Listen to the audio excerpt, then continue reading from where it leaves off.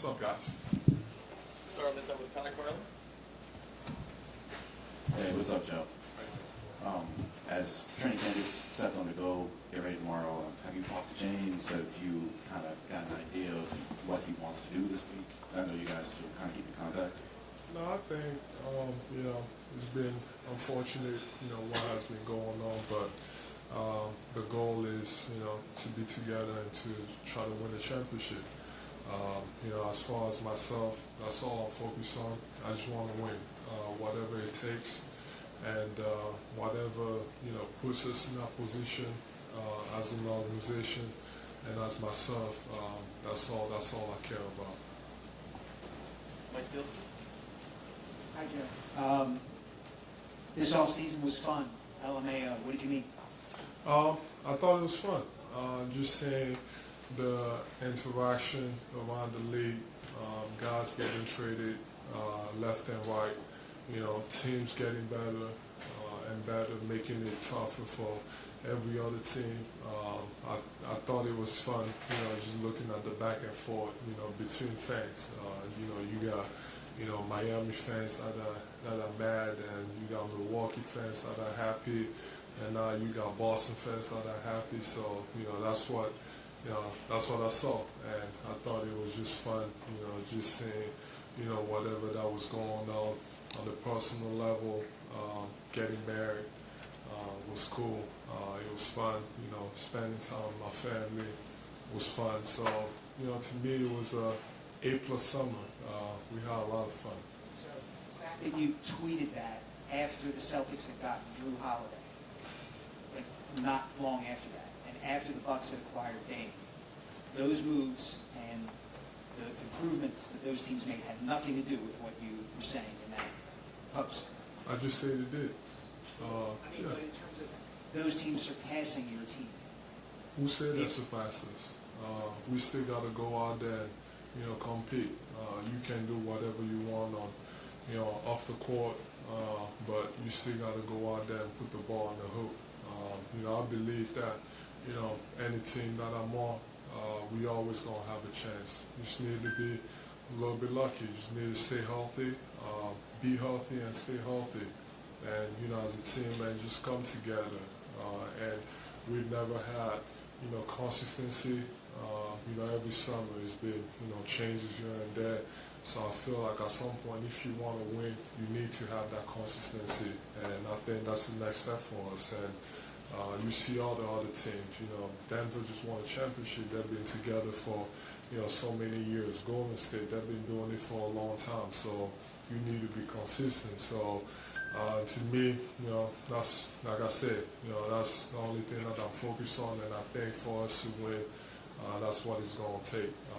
Me to be dominant and be myself, and everybody just follow along. So Kyle and Gina. Joe, to that point, historically you've always said, my job is to play. I do the front office stuff for the front office people. But when you see or hear Giannis, pretty publicly say, put pressure on Milwaukee, and then they go and get Dame Lillard, is there a moment of doubt for you in the sense of, maybe I do need to speak up, or maybe I do need to start getting more involved with things beyond what happens on the floor? It's tricky. I think you could go both ways.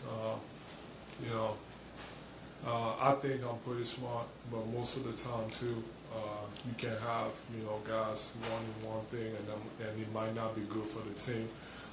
So that's why these guys, they get paid to make those decisions. So that's why I leave it up to them.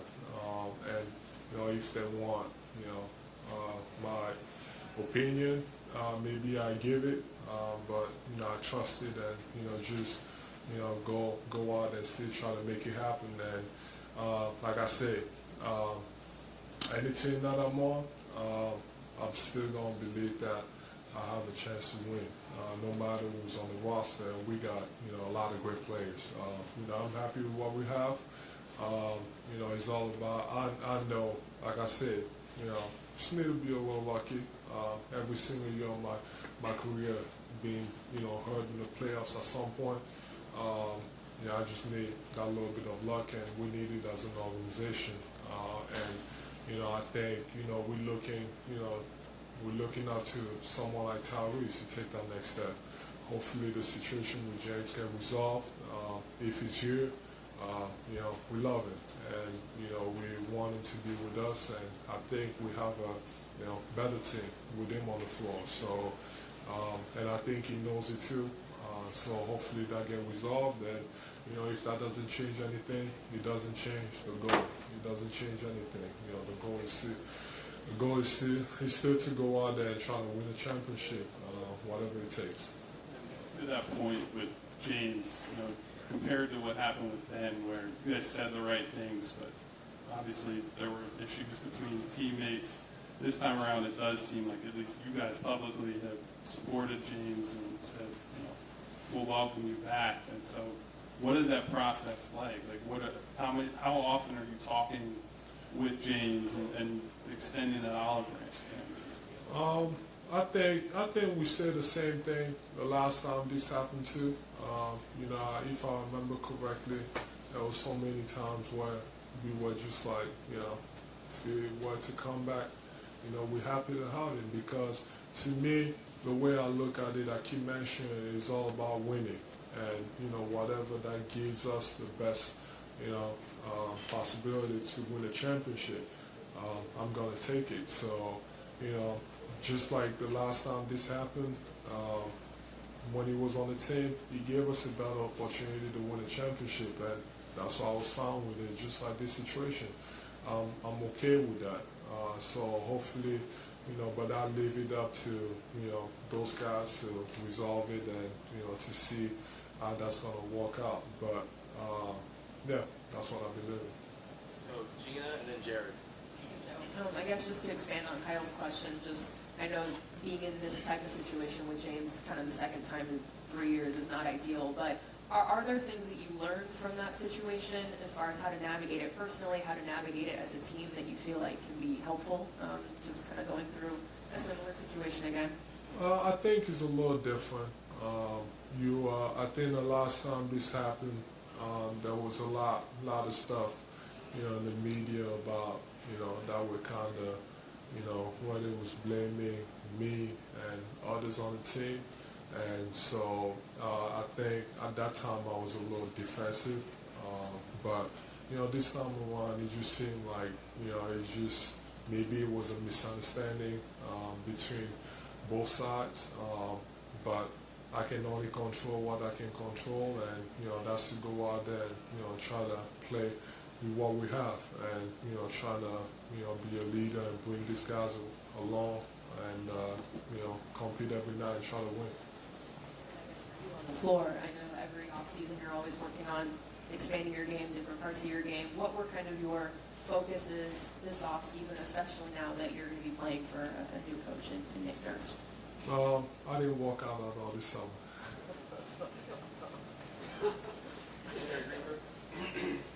Hey, Joel.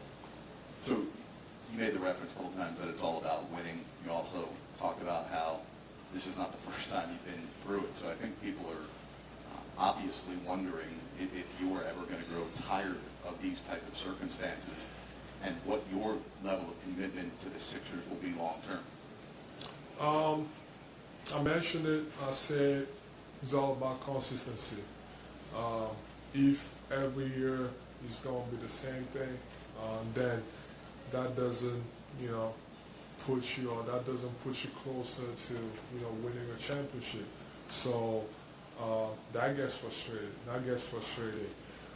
But I also believe that no matter, like I said, it doesn't matter who's on the team, I'm always going to believe that I have a chance to win.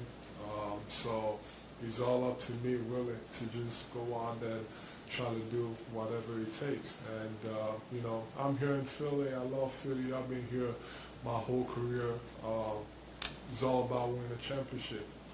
Mostly, really, honestly, if I got to be honest, if we were to win a championship, it'd be for the city and the fans, because they deserve it.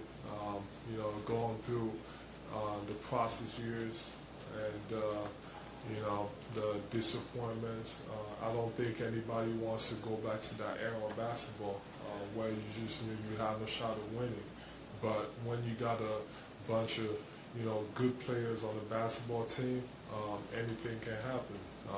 You know, Tyrese, I think he's, you know, ready to take another step. Tobias, I expect him to be great like he's always been. You know, contract year. James, contract year. If he is to show up, you know, and we got a bunch of other guys. We added some, you know, new guys. You know, Kelly, I think is going to help us a lot.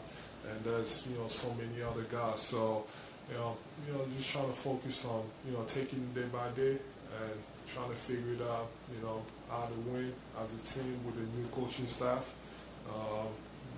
We don't know how long that's going to take for everybody to gel in the new system, but it's exciting going out there trying to figure it out and, you know, how to, you know, get together and win.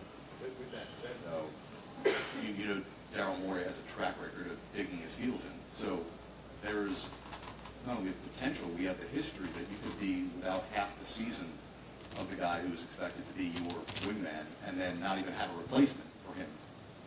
How do you manage that? I mean, James is a really good player. We love him on the team. You know, if he's here, great. We love to have him. If he's not, we still got a job to do. When you play in Philly, it doesn't matter who's on the team. You know, if they believe that you have a chance to win a championship, no matter what's going on outside of here, you know, that's the goal. That's the standard. You got to go for it. You know, every single year of my career, at least for the next, how old am I? 29. For the next, you know, 8 years, I believe that, you know, we should go after it every single year to try to win a championship. There should never be any lost season. So, and I hope they understand that, and I think they understand that. So, you know, like I said, the goal is to win a championship, and every single year we should always do whatever it takes to put us in that situation. Go two more, go Tim and then Dan. Hello, Joel. Congrats on your summer personal. Thank you. Nick was up here before talking about plan A and plan B if James shows up and if James doesn't. As the leader of the team, how do you kind of help navigate this team through this uncertainty, at least until you have some idea whether James is going to be around or not, in terms of trying to prepare for the season while not knowing exactly what your group is going to look like? I think obviously it's good to have a bunch of plans, but you know, if you have a system in place, I think that's the best way to go. We've dealt with it before when we were in that situation. You know, I had to be more of a playmaker, pushing the ball up the floor, and you know, more of a playmaker and all that. And you know, with James, I had to be more of a scorer and not a playmaker. So to me, what I'm looking forward to is just with or without him, is to just be myself, do both. Because when I get stuck into just being a scorer, I feel like that's not the best version of myself. I like sharing the ball. I like when the ball moves. I don't like when we're static. And I think the best way to win, as you've seen the last couple of years, the teams that I've won or that I've got in there, they move the ball. Nothing is static. So that's how we should play. So I'm sure that plan, those two plans, plan A or plan B, I'm sure they're going to include, that. And that's going to be the main thing, just from, talking to them. And, that's what gets me excited, new coach, trying to learn a new system. Hopefully there's no growing pains, but, there can be some, so you just got to be ready for it and, not give up and keep, working hard. You've had a bit of a colorful history with Nick over the past few years, different times going back and forth in the media. What has your relationship been like with him over the past couple months? You've got a chance to know him, and as you mentioned, what are some of the things you're excited about he can do to put you in different positions to succeed on the court? Thank you, man. It's been fun going against him. Just the schemes, offensively and defensively. Obviously, he always do everything on me. So it was fun playing. I love playing against him because you never knew what to do.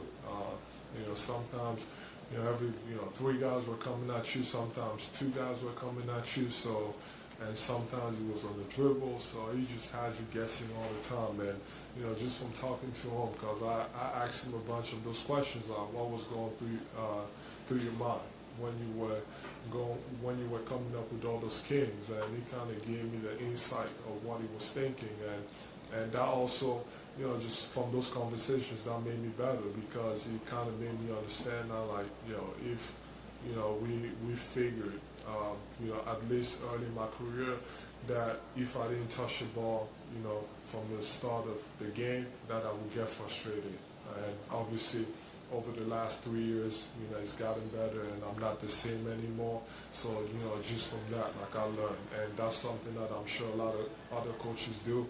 So, just from those conversations, I've already learned a lot, just trying to see, and that also gets me excited, just, seeing, what he can come up with, and, we're going to have a lot of fun. That's when Dale This summer, if USA Basketball asks you, will you play in the Paris Olympics? Okay.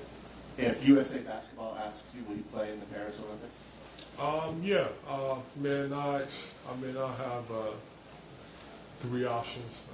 My goal is to play in the Olympics. I love, all three options. Cameroon is, I'm born there, I'm from there, and I always want to represent my country. But the goal is also to play in the Olympics, and if we had a chance, or if we were qualified for the Olympics, that would be an easy decision, but that's still up in the air. And I really do want to play in the Olympics. And then, the U.S., obviously they've been struggling the last couple of years, trying to get back on the top. And you also got France, that's, up and coming. I'm just thankful that I'm able to be in that situation. And it is a tough choice, but probably gonna make it. Probably gonna make that decision in the next few days. So we'll see. Last one. The NBA tightened the playing guidelines this year, toughened the game requirements this year. Load management. Do you feel that you can play 70+ games this year? Do you think it's fair that the NBA is making you guys play more? I'll speak for myself. I don't never low manage. I want to play every game. If I'm not playing, it probably means that something is not right, or that they don't think something is right. So as far as myself, I always want to play, and that's always the goal. You only got such a short amount of time to take advantage of this and really enjoy. So, I'm getting up there. At 29 years old, I got about 10 more years left, so maybe more, we'll see, or maybe less. But you want to enjoy it as much as possible. You want to play as many games as possible, so my goal is to play. And if I'm not on the floor to start a game, that means there's something wrong. Thanks, Joel. No, wait, no, stay. Stay, please. Okay, Joel, really fast. Do me a favor. I can't hear you. Where's your mic? My mic's in my hand, but this is the best I got. Oh, I have two mics. Okay. Hello, Joel Embiid. This is Tariq Maxey, the reporter. I'm joining these guys at their job today. Could you do me one favor? Could you just give a shout out to Maxey on the Mic podcast really fast? Hey, man, shout out to my man Maxey on the Mic podcast. Make sure y'all listen to it. It's the best podcast out there. I'm still yet to receive an invitation to be part of it, but that's okay. But, make sure that, y'all listen to it and, have fun getting, to listen to that knowledge. There we go. Thank you, Joel Embiid. You're the best.